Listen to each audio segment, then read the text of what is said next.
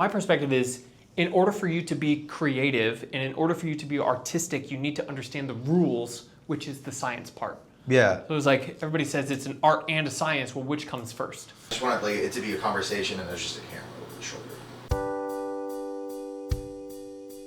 Accept that there's people that are going to be better than you at that specific thing. So I know there's going to be someone that's better at editing.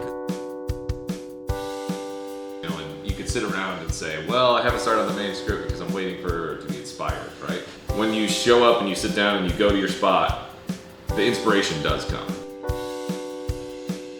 If I don't put my skin in the game, shed a bit of blood, how could I expect for the return I'm hoping for to be as severe as the sacrifice?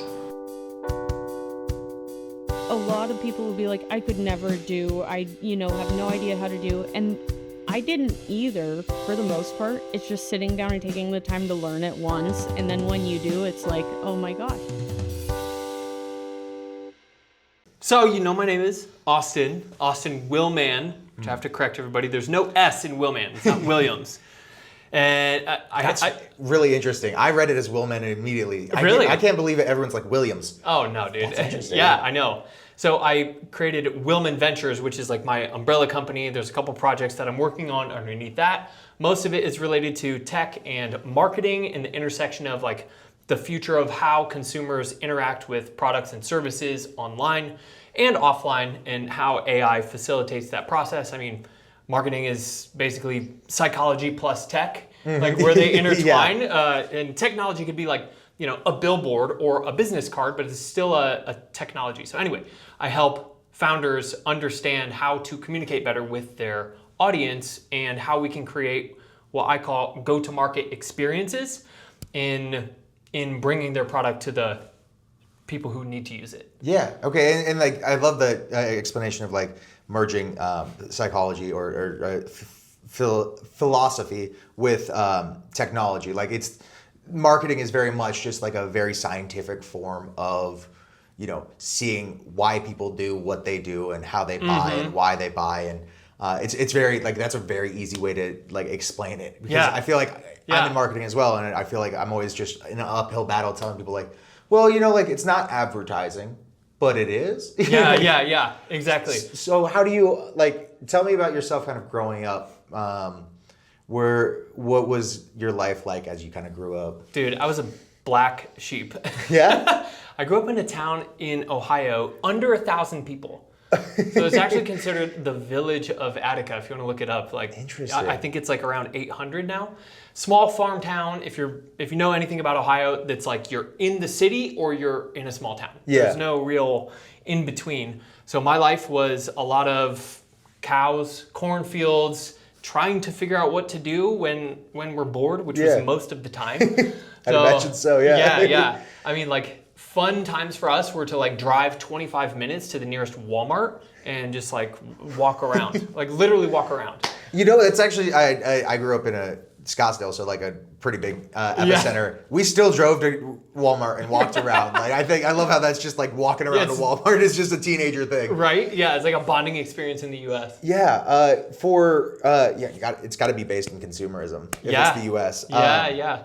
With that, was there anything that you kind of like started trying and just kind of immediately like felt yourself getting like, we talked a little bit before this about how like flow state is just, like your jam. That's and it. What was the kind of first experience you had getting into flow state and kind of like diving all in? Yeah, there's a couple early experiences. One was video games. I loved video games, and it was the first time where my mom would call I was in the basement. My mom would call from the top of the stairs and be like, hey, are you, like, it's time for it's bedtime. Yeah. And I was like, what? I just ate dinner like 4 hours ago.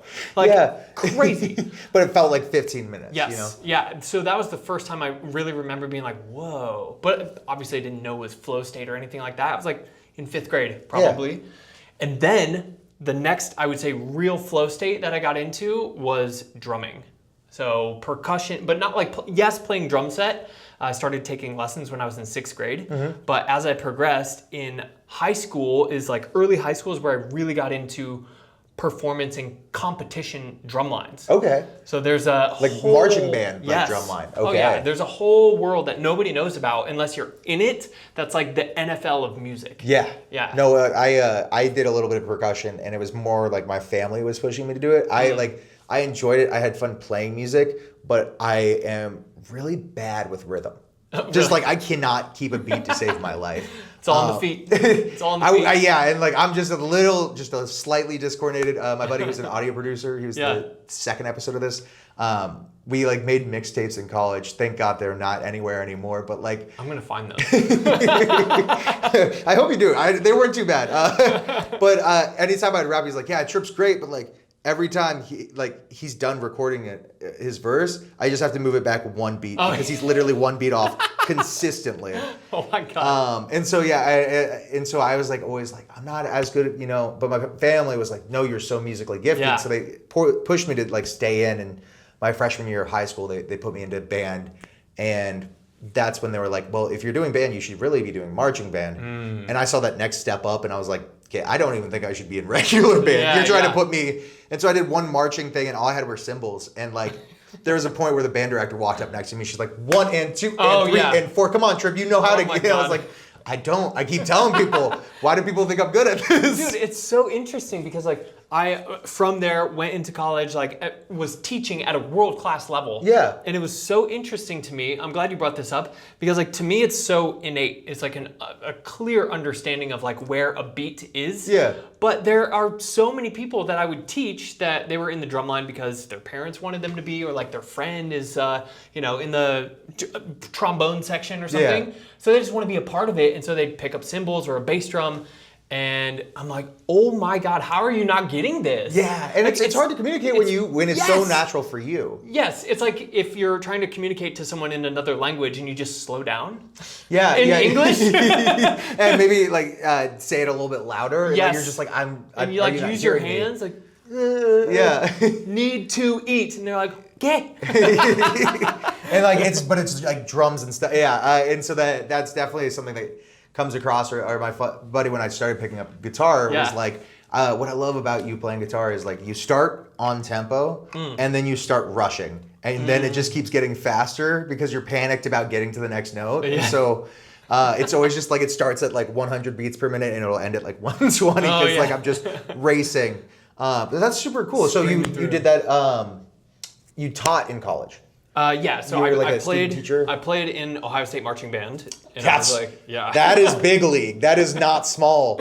Yeah, it's definitely something that I like as I'm looking at my past. But like from a musical perspective, it's like not a low light, but it's definitely not the highlight. Like there are other independent competitive organizations that I was a part of that just ran circles around the music program at Ohio State. Oh, I'm sure. And like I think it's because they have to cast that wide net for people who are just like, I'm just doing this to watch football for free on Saturdays. Yeah. I mean, there's definitely a standard for Yes. sure, but because it's the Ohio State University marching band, they hold those two in equal, like they're equal. Like you have to be good at marching, and they like go through a bunch of sessions to make sure you do that. And the band is like, it's table stakes. Like you have to be good at band. Yeah. No matter what you play. So that was like, that's where I find flow state is not necessarily in the college band, but more in the competitive space because there's no room for error. Yeah. It's like, dude, you're there like I'll show you after this, like some of the things that I'm talking about.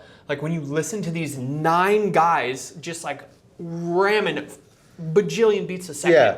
You're like, dude, you cannot click. Like you can't deviate from what your focus is. And it's so interesting because that is something where like when it gets so good and it gets so effortless and it's so ingrained in you. Yes. It looks easy Yeah. and it's very like people will see like a drummer and a drum line and be like, oh, it's whatever. He's just like, I could do that. I could just hammer. And it's like, no, you will immediately miss that 16th note and they're hitting 64ths. You know, like they're doing crazy. It's like I think I haven't seen Whiplash, but clearly Whiplash shows the intensity at which you need to be like actually right on the money, and so that's really I also interesting. haven't seen it, by the way. Oh, okay. Well, Whiplash. that's perfect. We Yeah. both recommend it.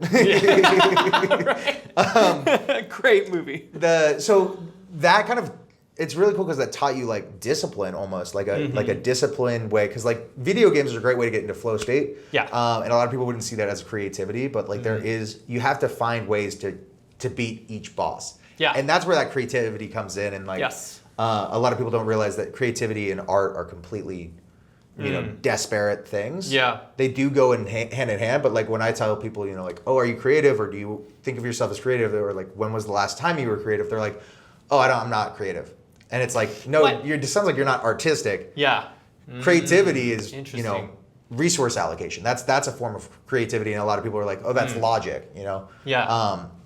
With that discipline and that like absolute consistency of practice and going for it to do something you love, do you feel like that's transferred to other pursuits you've had since then? Oh yeah. Throughout my entire adult life, is like I'm constantly looking for.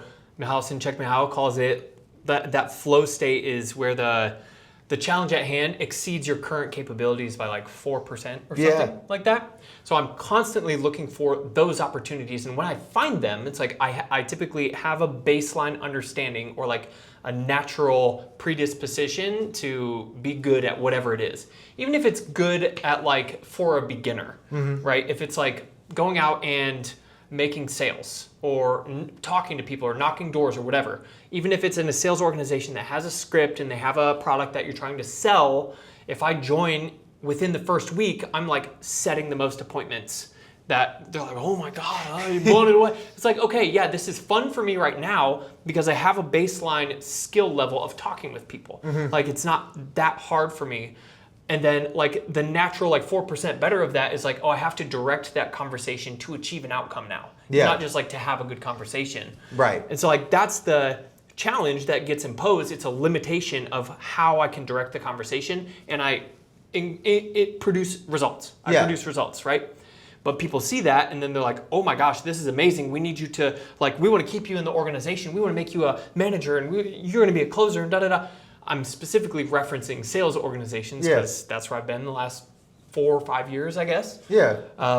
It's kind of where I'm at now, but once like I move to a different like skill set, like setting appointments, closing appointments, and managing a team are 3 different skill sets. Yeah. And like if that challenge at hand exceeds the capability by too much, this is where people say I'm not creative, because they're like, it's too far of a stretch for me. They think creativity is like making a song or like creating a piece of art that gets hung like this. Yeah. It's too big of a stretch, right? So I'm constantly looking for those flow states where like, if the jump from this position to the next position is too big, in the past I have abandoned that pathway and gone to the next entry-level place where my skill set's here and the challenge is here, because I get the dopamine rush. Yeah, and like that's really funny that you say, really coincident. I don't really say that because one of the earlier episodes I was telling you, when I couldn't get interviews, I just was like, I want to keep this going. Yeah. So I did some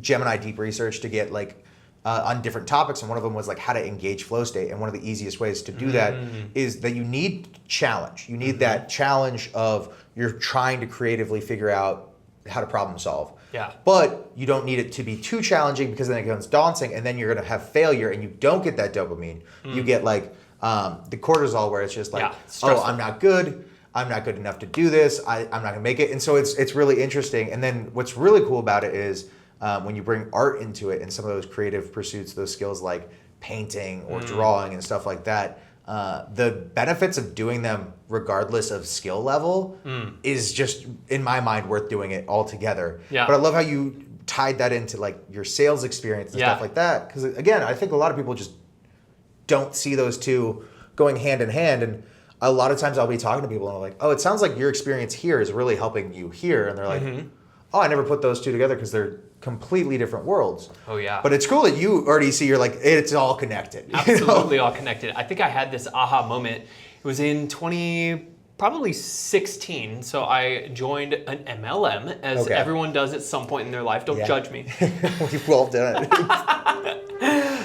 So I joined this is a financial services multi-level marketing thing, commission only, right? And part of this, as I was networking and my God, dude, pause, stream of thought, stream of consciousness. I went back to my mom's house and was just like in my old bedroom, and I was digging through some of my old stuff, and I found, no kidding, a stack that looked like a book of sheets of 8.5 by 11 pieces of paper filled with phone numbers and like handwritten phone numbers and contact names. I was like, I don't know who any of these people are. It's my handwriting. Yeah. And I remember I was like, oh my God, it was from this MLM. My manager said, Austin, you need to go out and get 25 phone numbers a day. And if you get 25 phone numbers a day, at the end of the week, I will pay you $100. And I was like, hell yeah. So I freaking did. Yeah. And I had probably 1,000 or more phone Yeah, numbers. if there's like a book of just It was like a the book. standard size like paper, It was a I lot, mean that dude. sounds like it's a lot more than 25 too. It sounds like you were over delivering. That's that crazy. is you made your own phone book. You were the yellow pages. Yeah, That's yeah, awesome. yeah. And I was like, could I use this to prospect now? Just like hit random people up. Yeah, But, I mean, yeah. maybe who knows? Maybe, hey, I maybe. got your number. Yeah, I found it.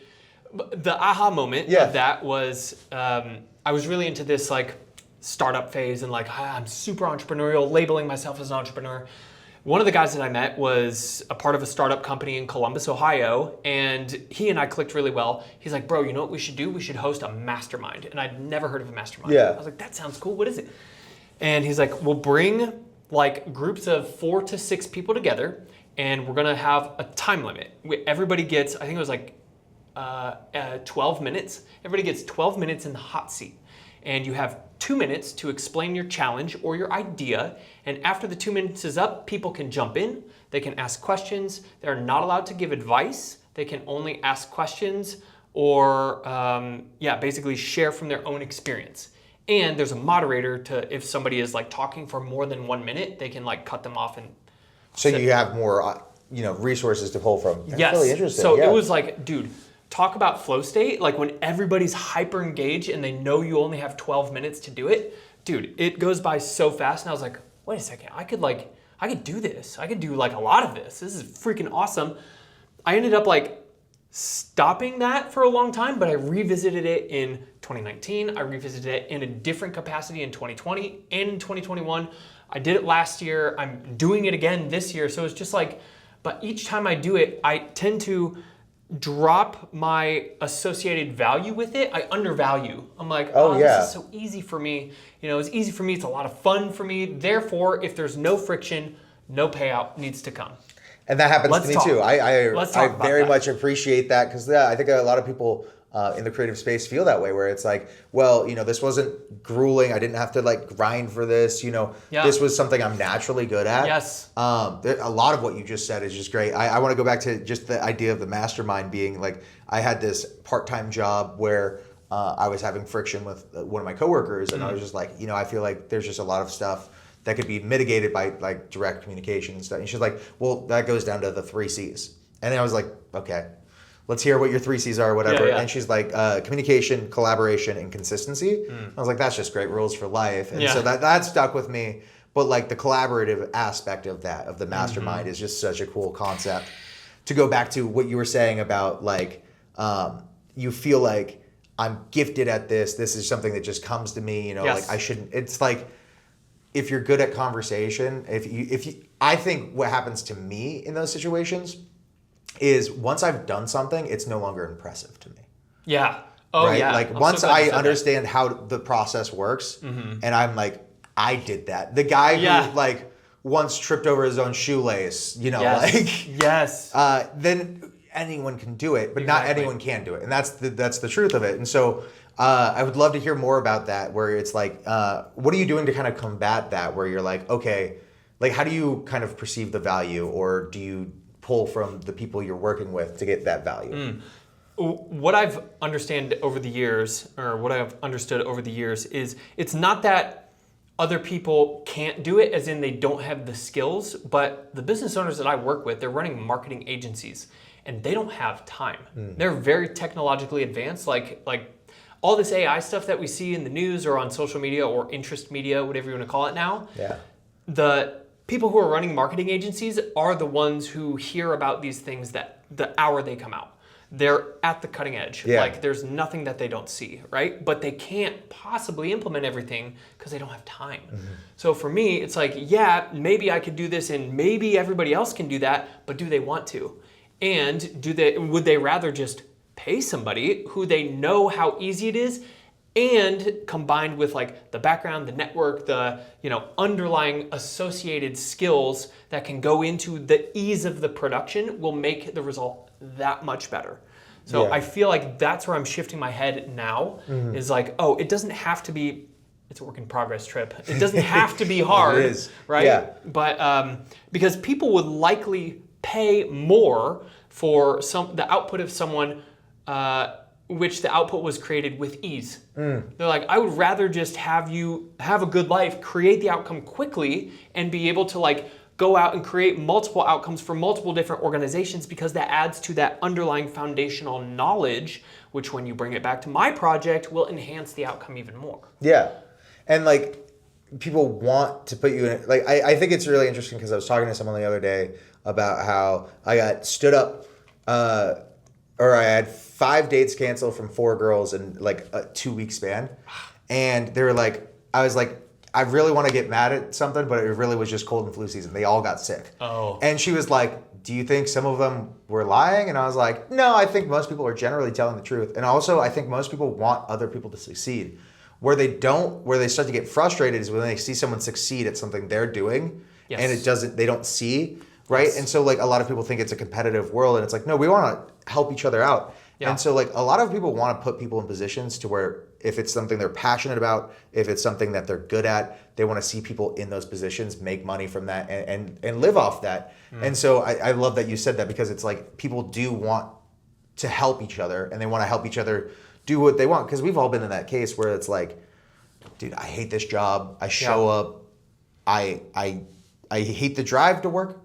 I hate logging into my computer. I hate sitting here for 8 hours. I hate going home, because then I know the second I go to sleep, I wake up, I do it again, Horrible. If you've had one of those jobs, it's soul crushing. Oh, yeah. And so we all want to help each other avoid that. Yeah. And so I think a lot of people are like, well, I'm enjoying this. I'm good at this. And this person thinks I'm not experienced as well. You put a little imposter syndrome on top of that Sunday. And then people are like, I'm not going to be able to charge what it's worth. And so I have people who are way more experienced than I am in videography and stuff like that, who I think, quote, way under what they're worth. Yeah. And I'm like, dude, you made a feature film. Yeah. I have this friend who's been on every continent for a documentary he did. And it was a feature film, and it had an actual like publication, like premiere. And I'm like, dude, why are you charging $1,000 for a wedding video? Like, Dude, what? Yeah, exactly. I'll get you his number for your wedding. Yeah, definitely. Because he does great work, but like I'm like, dude, you're so undervalued. Yeah. But it's like you could be doing so much more, and you could be getting so much more. Yeah. As far as that goes, with what you're doing today and kind of where you're going from here, what kind of do you have any artistic pursuits that maybe aren't in the realm of like building up maybe like a sustainable or an income stream, but like something that you just enjoy doing? I saw a guitar out there. So like, is there anything like the music that you just enjoy doing on the side that helps take you away from the world? Yeah, I'm a big reader. I mean, I've books all over the place there. You can't see them all. There's a lot. Yeah, there's a bunch. I like to read widely as well. So the 3 books that I'm reading right now, and I kind of like rotate every morning. One is called The Machine Layer, which is about, the post-AI search era. That's like, it's directly related to my job. Yeah. And what I do, I talk about AI and marketing like all day long on a podcast. Yeah. And then work with people to help them do that better. The other one is, it's not in here, it's out there. Yeah. It's called Behave. Okay. And it's like a science book, basically about like the behavior of humans and how it's not just segmented into hormones or genetics or psychology, it's everything combined. So like combining that with the other book, and then there's a 3rd book, I can't remember the name of it right now. It's out there. Gosh, what is the name of that book? What is it kind of roughly about from what you get so far? It's a marketing book as well. I just finished this book called Alchemy. Anybody that's looking for a book recommendation, this is my number 1. Okay. Alchemy. Interesting. It's called Alchemy, the dark art and curious science of creating magic in brands, business, and life. I feel like I've heard this reference before Yeah, as well. And there's so good. definitely a bunch of books in here that I've seen referenced from Yeah. different points in my life. And I'm Yeah. like, wow, like existentialism is half of this. Yeah, yeah. Not all of it. But I'm seeing noise over there, so I'm definitely going to Yep. be needing some book recommendations Yeah, after. yeah. But that's, okay, alchemy. And that's, what was the biggest lesson you kind of took from that?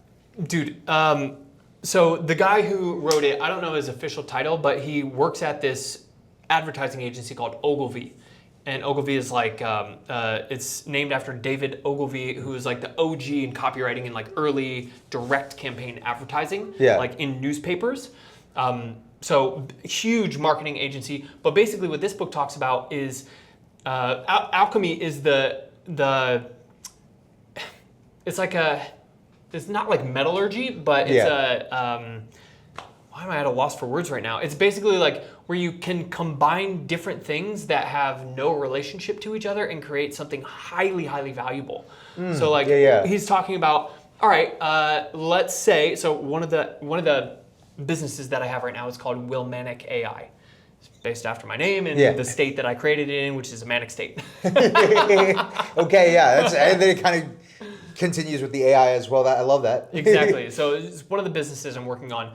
But a perfect example, what it does, part of this go-to-market experience is what I call it, is in one browser session, it will produce for you AI optimized thought leadership content that is like right down your niche, and it's like researched on like AEO data and SEO data and like keyword opportunities where you're missing out. But it brings, the way that it does this is agent calls you and asks you investigative journalist style questions based on a bunch of research that it did when you submitted the form. And it's like a 10-minute interview with it grilling you with questions, and that's how it creates the outcome on the other side. So it's all in one browser session. It takes about 15 minutes. And as I was getting user feedback on that, I kept hearing the same thing, which is like, oh, I thought it was going to create like something more broad about my brand, but it actually just focused in on this one specific thing that I do in my business. Yeah. And I got that a couple times, and I was like, all right, I have two options.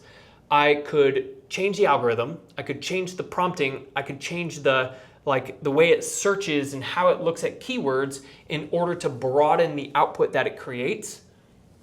Or, this is where alchemy comes in, on the front end, before they put their information in, I could say, this agent will focus on one specific part of your business and grill you on that. Yeah. So it's like, and like that. I mean, that probably really finds the edge of the niche they're trying to like cut to. Yeah. And like could be a very good tool for like really just diving in deep and just being more surgical with what you're trying to like. Yes. Oh, this is what like the biggest pain point our customers face, or this is what the biggest solution is for us to face. Which I think, on the surface, a lot of people want to go broader because they want to get like diversity and hopefully have a safety net, but a lot of people don't realize that like when you specialize, when you really cut down to the core of what you provide, you can really show what you bring to the table. Yes. So the alchemy part of this is I had two options when I got multiple people giving me the same feedback. I could have changed everything, which is like spend a bunch of time in the app, in the algorithm, tweaking the agent, blah, blah, blah. I could spend a bunch of time and resources doing that, or I could change the perception of what it does, which is cheaper, and it's like 2 lines of copy at the start. Yeah. And change nothing else. And that's what the whole book is about, is like, you guys are thinking the wrong way. It's all about positioning and framing and like understanding how people perceive you, and then like aligning yourself in a light that presents whatever you're doing to match their expectation. Interesting. That's really cool, and I think that's a really good like I think your explanation of alchemy, because like alchemy, for those of you who don't understand it, like Please help me where with like that. where it comes from is like the idea that like people would like try and take different metals and put them together or change different compounds to create gold. Yeah. And so like they were trying to make worthless materials into very high value materials. And so like taking something that seems like on the like, okay, this isn't hitting the mark, but I love that it's just a perspective flip. I had this welding class in college. It was an art class that was like welding. I was like, cool, I get to learn a skill. That's like badass. And I also get to do art and also get a credit. Like it's whatever. Nice. And it was my first project, and I was like working on it. I had this idea of like, you had to get all these different shapes into the artwork, and they had to like both be balanced and also be like organic and not organic, or like geometric. And so it was like fighting uphill against it, and like I was trying to have it like where the base was this square on the ground, and like all the stuff was coming up out of it, and like it was the day before it was due, and I was like working at it, and he's like, 30 minutes left in class, you guys should be really close to finishing, and I'm just like looking at this thing like, this is not coming together. Yeah. And I just stopped and I looked at it, and I was like, and I flipped it on its back, and then just started like tacking stuff on here and there. Yeah. And then it came out so cool. And what's really cool when you see someone being creative, it's so encapsulating, it's so like gross or like captivating. Yeah. That when you see someone else doing it, the person doing it's not just captivated, you're captivated. Yes. And while I was presenting it to the next class, this girl goes like, yeah, I was watching you work on it, and you just stopped and you looked at it for 2 seconds, and then you went, and it just like, it was the coolest thing because I saw that light flash in your eyes, and then you flipped it, and I was like, oh, that's so cool. And I was like, oh, that's awesome. And like, I love that perspective shift for you. And I think that goes back to the question I was asking, where do you see like those discipline, all that stuff from marching band and from your band work before translating to what you do now, which is, I mean, it's alchemy. It's like, and I can't preach it enough. Like your experience, any experience can be used. It's not experience until you use it. Oh, that's a good one. Yeah. Well, that's the difference between knowledge and wisdom as well. Like knowledge is understanding a concept. Sure. Wisdom is applying it. So like, that's the difference there. As far for you as like a creative person, as an artistic person, are there any works of art that inspire you, or any creators that inspire you? Yeah, I hate to be cliche. Don't hate it. Go for it. You're gonna be like, that's not cliche, but Mr. Beast is a freaking beast. Literally, he is literally Mr. Beast. YouTube guy, if nobody knows him, he's huge. I'm sure. How could you not know Mr. Beast? Yeah. But like, dude, not only from a business and a creative perspective, but if you listen to any of his media, I feel like I have a parasocial relationship with him. Yeah. Because he just speaks so candidly about his drive to like produce the best result. He's always trying to like achieve higher, not for the sake of money, because he has plenty of it. Yeah. But it's about the craft. It's about like there's some other payout for him. So I really appreciate that. Another, I guess, creative person that I look up to, and maybe this is not like the creative that people are thinking of, but like actually one of the guys I used to work for, who runs a multi-8-figure marketing agency, he is super duper smart, like wicked smart. I really look up to him because he's like very logical, but he applies his logic creatively using the tools and resources that he has to solve big challenges for his clients. And that's why he has clients like Uber and Amazon and like Airbnb. Like these are some of his top clients. Yeah, and go back to the alchemy thing is like, again, what people don't understand is like what you see so often now, and especially with like the way the trickle down economy of content today is like someone comes up with a new, unique, novel idea, and then they do it, and then it becomes a trend, and then everyone does the exact same thing, cut, paste. Now I have a video, and for a viewer, it's like, dude, come on, you couldn't have just put like a different twist on this. Yeah. But like what people value is that like different perspective and like how like I think a great example is there's this scene in like Mad Men where he's like, oh, our tobacco is toasted. All those other cigarettes are unhealthy, but ours are toasted. And it's like, it's the same tobacco. It's still just as cancerous, but that idea of toasting is like you're burning off all the cancer, right? And so like, how can you change that perspective? Horrible. Yeah, I know. But it's like, again, people don't understand. Like, it's like they're, again, like I have to be good at drawing to be creative. It's like, no, dude, resource allocation is such a huge part of that. So I love that you brought that up. And I also love Mr. Beast because it touches on something I can't remember if we were talking before this or during this. But it was, you were saying that there's something about, what was it? It had to do with your point of, that limitation. Creativity and limitation, flow state and limitation was definitely before this. So let's kind of get into that because you're saying like Mr. Beast focuses on the craft. He doesn't need any more money. He's a billionaire or millionaire or whatever he is. he is trying to hone this craft. Can you speak to that a little bit? I mean, dude, perfect example with limitations. It's, yes, he has a whole reenactment of Squid Game, which is like, dude, a huge production, right? Yeah. But I believe it was him who also had something where like, all right, I'm going to have a group of 100 people and they're all going to stand touching a car. And the last one touching the car wins the car. It's like, dude, like the resource you need is a car. Yeah. You know, or Yes Theory, that these group of guys who came together, they've kind of like disbanded and come back together. But anyway, their whole concept was they're just going to say yes to life and just break out of their limitations. But they will do stuff where it's like, I'm going to get dropped off in a foreign country with no phone for 48 hours and I have to figure it out. Yeah. I have to find... Which is today's worst nightmare. Like yeah. literally going down yeah. the street without their phone is their worst nightmare. You know? Yeah, it's not the being in a foreign country part, Yeah. it's the phone part. Yeah, it's the phone Yeah. part that's the scary thing. And so like that's, continue. So Sorry. I mean, those are the kind of limitations where it's like, okay, we don't need huge budgets. All we need is like something creative. And there's another AI guy I follow. His name is Angus Angus Sewell, which he's like a total goober, super silly.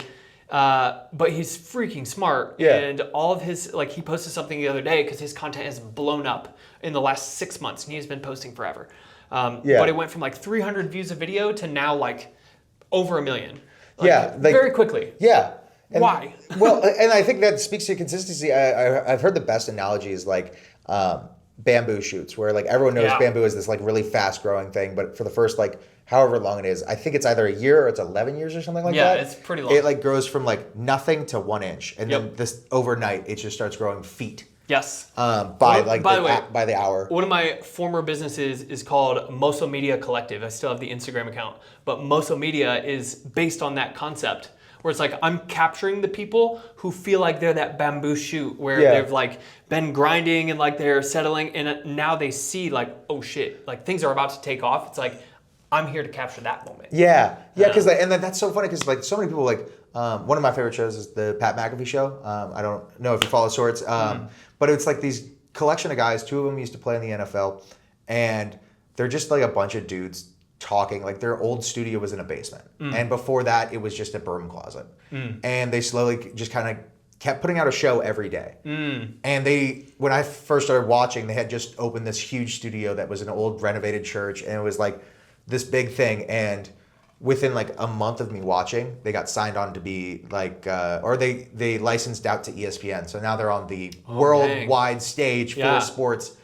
And my brother-in-law, I was telling him I enjoy it. And he was like, I watched this in the airport because it came on at ESPN. And I was like, so they're just letting anyone on TV these days? Because there's a guy in like one of those like cat shirts. You know, it's got like a big cat face on it. Like he has a different one for every animal. And so like, oh my God. it's, they're just like the most like, they're guys you'd see outside your high school after they've graduated. It's kind of the feel.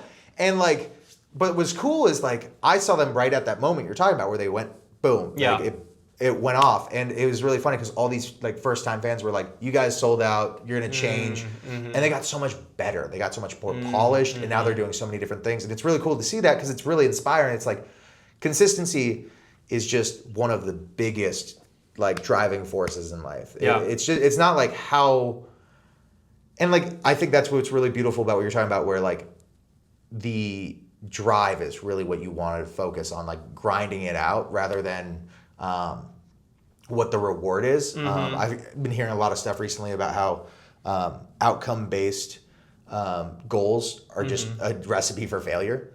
If you're doing something for money, you could get the money, you could not, but if you don't get the money, you're going to be devastated.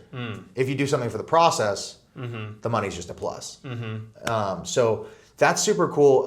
What kind of pivoted you from this to where you're going now? Like what kind of, if you don't mind talking about that, what shifted from this, what was it called? The muscle media? Moso. Moso, okay. is the type of bamboo. Okay, Moso. I kept hearing muscle and I was like, man, my ears are so messed up. But yeah, talk about Moso Media shift to Willman Ventures. Or was that under Willman Ventures? It's under Willman Ventures. Okay. So it's like another project. But I want to point something out, Trip. When you talk about consistency, this is something like I am the type of person where I don't like consistency. I have everybody has 6 basic human needs. One is consistency and one is variety. And those are like usually the top 2, and then the other 4 kind of stem from those. Yeah. But what I found is most people will go back and forth between those. If there's too much variety, it's chaotic, and we want more consistency. So we maybe in career we'll take a job, but then that gets boring. We need to add some chaos. So we ping we pong jump back ship, and forth. you know? Yes, and I have been in that cycle for a long time. And you know what? Just talking with Forbes yesterday. And bringing this into the consistency conversation, it's like, okay, even if I have my needs that are shifting throughout life, bunch of different industries, what is consistent throughout those? And it's not what I do, but it is when I am my best. And when I am my best is when I'm in those flow states, when I see that my capabilities are addressing the challenge that's like slightly bigger than me. And what I understand is like, seeing that I can succeed, at least at some level, at a bunch of different things, all it's going to take is timing, I think. Because it's like, all right, if I can move quickly and I'm detached, like it's not like, okay, marketing is my thing. I mean, it has become that way for me because I love it, and that's like the most aligned I feel. But let's say it's like selling, I sold solar for a while. I sold financial services for a while. Sold a bunch of different things. I'm not passionate about any of those things. I don't need to be. But what's underlying is like, I can learn knowledge about a subject and communicate it to people in a way that changes their behavior. Like that's what sales is, right? So I think as I've been doing that, gaining skills, even though I don't know it, like even though I haven't recognized it at the time, now we're in this place and space where the pace of technology is far outpacing anyone's ability to implement it. And that gap that's becoming so wide, guess who would be a really great person to capitalize on that? Someone who can learn really fast, someone who's not attached to any specific, tool or resource, and someone who like is good at communicating the value of something and implementing quickly. Yeah. Right? And then that's the funny thing is like you talk about that timing thing. There's so many great points in what you just said, but you talk about that timing thing. It's like that wouldn't be as much of an asset. I mean, it's still a great asset, like especially the detachment, like not being attached to things. You can basically like take the most harsh criticism. You can really just like work and hone on your craft and as who you are as a person. But like the timing of where we're at now, where you're talking about that just like exponentially like widening gap between where we're at technology wise and where we're at in adoption is growing every second. And like being able to shift and pivot, like in my day job, we do a lot of work with AI image generation. And 3 months ago, we're talking about how like, what is it called? It's one of the image generators. I can't think of the name right now. Was like the one we would be using, and this is how we would use it. And we used it for proposals. And we were talking in a meeting the other day, and the guy's just like, cut it. They updated yesterday. Terrible. Yeah. We were all hoping it would put them ahead of Nano Banana, whatever. Yeah. It didn't. So like, it's an ever-changing world, and he's just one of those people who's detached from that, so he's able to just move around, and so like that's really big. And I also love how you put that qualifier in there of like I think. I can't remember what the statement was, but you're like I think, and I love that qualifier. Ultimately, I see that you're saying that like this timing is just kind of what you're waiting on, right? Yeah. What role does patience play in all of this? So I hate waiting, right? I think most people like, especially if there's something on the other side of the wait. Yeah. It's like, dude, oh my God, like give me a flow state so I can pass that time quickly. Yeah, like it can just skip to the end. So patience is interesting, and I like how Alex Hormozy defines patience. He's like, patience, you have to, like, it's not the absence of something. It is, but in order for you to be patient, you basically just have to do things in the meantime. Yeah. Right? It's like, that's kind of what patience is. And if people like don't fill that space with anything, it's horrible. Yeah. But patience could also look like I put $1,000 investment into a mutual fund or whatever. Yeah. And patience is not just like sitting there twiddling my thumbs. Patience is just like living the rest of my life. Yeah, finding another $1,000 that I can spend, or working towards something else, or finding something in here and now. Yeah. To burn that time. Yeah.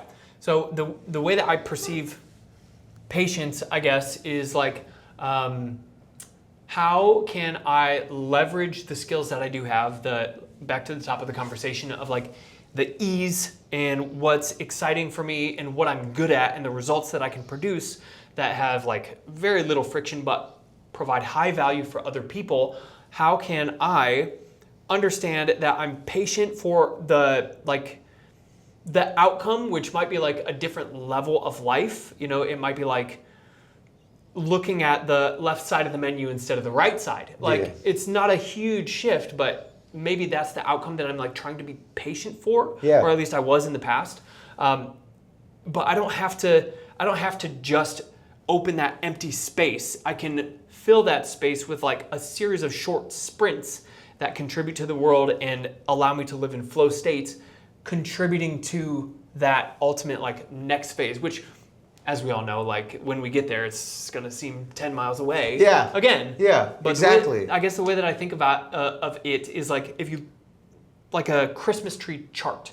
So like you have a center, like a center line that goes up, and if you're drawing it, typically people early in their career, the dot that they place in terms of their career will be way far out. And so they'll try and go back to the mean, and like the center, that tent pole or the middle of the Christmas tree, as you'll see, is like who they truly are. They're like, okay, this is too much chaos for me. I'm gonna try and go consistent, but they'll overshoot it. Yeah. They go way consistent. Huge 180. Yeah. Same thing. And you keep zigzagging, but I think if you zigzag long enough, you start to see that pattern underneath, which is like, this is when I'm my best. And pretty soon you come to the star. And you're like, okay, now this is where I'm going to stay for a while. I love that image. That image is just perfect. Makes for sense, it. So, right? Yeah, and it goes back to you talking about like this is where I'm feeling most aligned for now. Yeah. Right, and it goes into that. And I was gonna say that the using the downtime to find other pursuits probably feeds into that diversity you're looking for. Oh yeah, the variety. The variety. Kind of. Because normally I would ask other questions, but you seem to have kind of just jumped around, like popping off. Normally I ask, what's some advice you'd give to yourself, right when you're starting out. But I think a lot of, like what you just said would be great advice. Yeah. Do you have any others that you think, maybe that person coming out of college or going into college, that you might want to give them some advice? Yeah. Daniel Priestley, who is an author and a serial entrepreneur and a super smart thinker, I really appreciate what he says about where the economy is going with AI and what will become valuable in the not so distant future. And it's going to be lived experience and like being able to communicate and storytell and connect with other people using your lived experience as the value itself. It's not that I can communicate something to you and it changes your behavior. That is called sales, is a skill in itself. But lived experience saying like, I feel this way, and telling it in a compelling narrative that somebody else can say, oh, I've also felt that way. Like the feeling, and like going back to this Behave book that I'm reading right now, is like the interaction of neurons and the endocrine system and like genealogy and like your predispositions. Lean into the biology of who you are and like understand that it doesn't matter what you do, because literally nobody's gonna have a job in like 2 years. It seems so close. Like every day I'm just like, okay, well there goes another part of my job. Dude, wiping out entire industries. Yeah. By the day. Like, and it's funny because we see like a lot of people ask me like, oh, with AI video and stuff. Like someone asked me the other day if I think Adobe's going to survive this. He's a stock picker, and he was like, "Do you think Adobe's going to survive AI?" And I was like, "I mean, they're implementing it, but I feel like they're probably closer to like a Sears, where it's like they might just fully go away, but they also might be like a Ford, where like at one point it was like the powerhouse, and now it's just like, okay, they're still around, but they're not dominating any markets. I mean, they're probably still dominating the pickup truck, but anyway." It's just like, I think they're just so ingrained in too many fields to not be there. But there's also, with how technology is moving, super easy to imagine a world with no Adobe because all of their stuff is obsolete to like 3 different AIs. Yeah, yeah. I guess what I will say. Yeah. So my mom was a band director. She was a band director for 31 years. Yeah. She retired when she was 51, and she's been retired for like 6 years now. Great life, right? Yeah. My dad passed away decades ago, but they bought their burial plots side by side. My mom's remarried, but on the headstone of my dad, he has his wedding rings with my mom and a motorcycle because he loved his motorcycle. Yeah. And my mom, being a band director for 30 years, she has a bunch of music notes and like a music stave. And I'm bringing this up because she is super healthy, has never had any sort of health degenerative issues. She's 59 right now, and she's probably going to live until she's like 100. To be honest, Yeah. right? Especially with where technology is. Yeah, easily. It's another 40 years, right?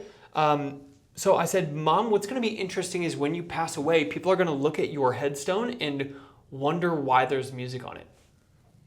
So like, imagine like what's going to be on your headstone as your profession changes, as your relationships change, as your home, like where you call home changes, like what is going to be that center line all the way through your life? Yeah. Because like after you graduate, you're going to be different. After you get out of your first career, it's different. After your second, I was like, Mom, what if when you pass away, like everybody in your life knows you for something else? Yeah. Like being a travel agent. What if there's an airplane on your head? Like, you know what I mean? Yeah. So like, don't become too attached. Just fucking do what you want. Yeah, and then that's just great advice because like it's very funny because we do get hung up on things, and I've been really tossed around this idea in my head where like I honestly do not know what life would be like if I were blind. I know I would find a way, but like my whole life is like setting up camera shots. Yeah, yeah. It's like all this stuff. Like I would find other ways, but like visually is the best way I communicate, and like